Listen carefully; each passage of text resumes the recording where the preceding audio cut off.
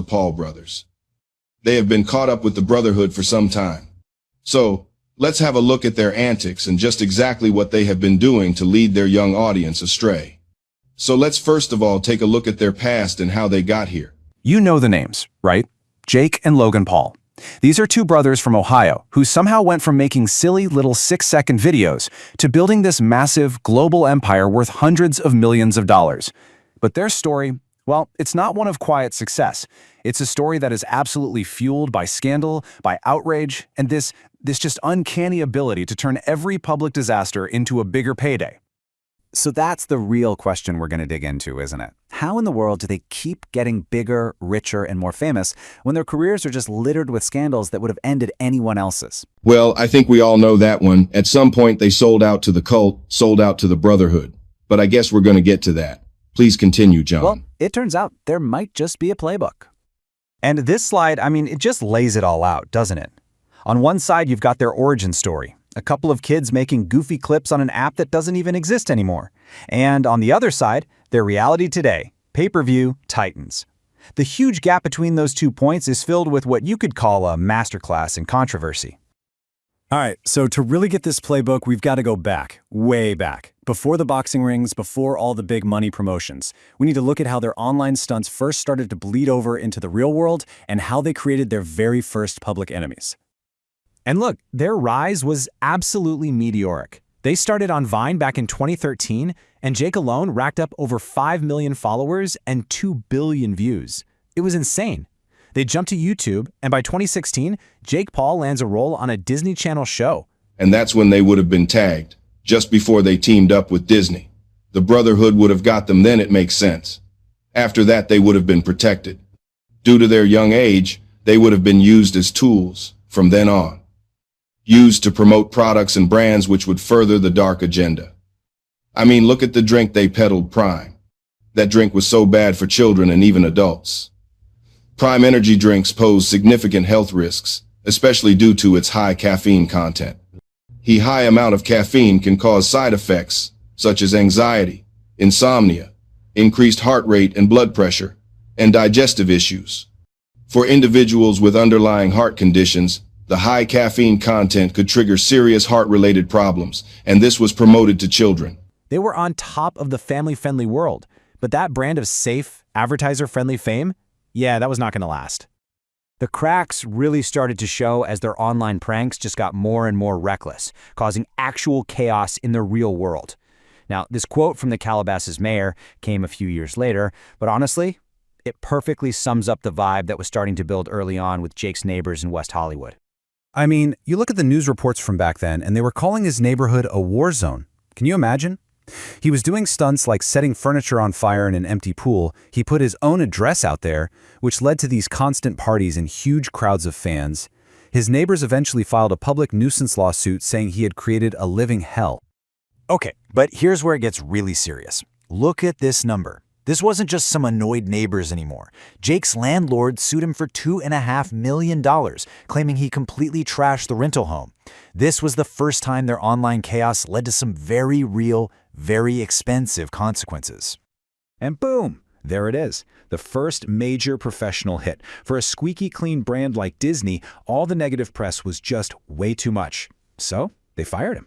For most people, getting dropped by Disney, career over. But for Jake Paul, nope, this was just the beginning of a whole new chapter. So you might think, okay, they learned their lesson, right? Wrong. That neighborhood drama, it wasn't a one-off thing. It was just the first chapter in a long, long story of scandal that would define both of their careers, with each new incident getting more and more serious. This is probably the most infamous moment in their entire careers. During a trip to Japan, Logan Paul went into the Okigahara forest, which is tragically known as a place where people go to take their own lives. He filmed, and then he uploaded to YouTube a video that showed the body of a man who had recently died. The backlash was immediate, and it was global. Logan did come out with this apology, but, the damage was already done. YouTube kicked him out of its preferred advertising program, and critics all over the world just condemned his shocking lack of judgment. This was the moment that really cemented their reputation as people who would cross pretty much any line for clicks. And, it wasn't just about making tasteless videos. A whole other pattern started to pop up, And this one was all about money. Take Jake's Edfluence course. It was called a blatant scam. He promoted a gambling-style website where people said they never got their prizes. Logan launched an NFT project called CryptoZoo, which got exposed as being totally unfinished. And Jake later had to settle with the SEC, that's the U.S. Securities and Exchange Commission, for over $400,000 for not disclosing a crypto ad. And believe it or not, the list just keeps going. There have been multiple allegations of racism, including video of Jake Paul using racial slurs. And, most seriously, Jake has faced multiple very public allegations of sexual misconduct. So, think about it. Your reputation as a YouTuber is completely in the toilet. What do? Well, you pivot. And their pivot to boxing, honestly, it might be the most brilliant and maybe the most cynical move they ever made. They didn't run away from being the bad guys. They decided to monetize it. And you want to see how well it worked? Just look at these pay-per-view numbers. People weren't just tuning in to see them win. Millions were paying money, hoping to see them get knocked out. Their villain status made them must-see TV. I mean, look, their fight against Tommy Fury reportedly pulled in 800,000 buys. They literally turned hate directly into revenue. And the payoff? Well, according to Forbes, this is what Jake Paul made from boxing in just 1 year, 2021. $38 million. He went from being a disgraced vlogger to one of the highest-paid athletes in the entire world. And it wasn't even just about the fighting itself. They got smart. They started their own promotion company, signing other fighters, putting on these massive events. They used their own infamy to build a brand new empire and put themselves right at the center of it. Okay, so what does this all mean when you put it together? When you step back and look at the whole wild ride, from Vine pranks to boxing rings, you start to see it, don't you? A clear, repeatable, and frankly shockingly effective strategy for manufacturing fame and fortune. So here it is. We're calling it the Paul Brothers Playbook. It's basically 4 simple steps. Step 1, get famous with viral content.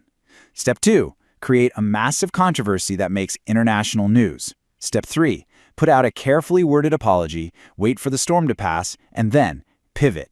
And finally, step 4, monetize all that new attention in a huge way. Let's give it a name: calculated controversy. It's a playbook where scandal isn't the problem, it's the engine. Every apology video, every lawsuit, every time they get fired, it all just feeds the machine. It makes sure they never ever fade away. Their biggest mistakes have actually become their greatest assets. Okay, John, well, we'll leave it there. It really is scary how the system will protect and even reward those who belong to it. If it were you and me, we may be locked up for some of these crimes. But then, are you willing to sell yourself out for money and fame? I guess you have to ask yourself that question. Anyway, this is the True Agenda until next time. Thanks and God bless.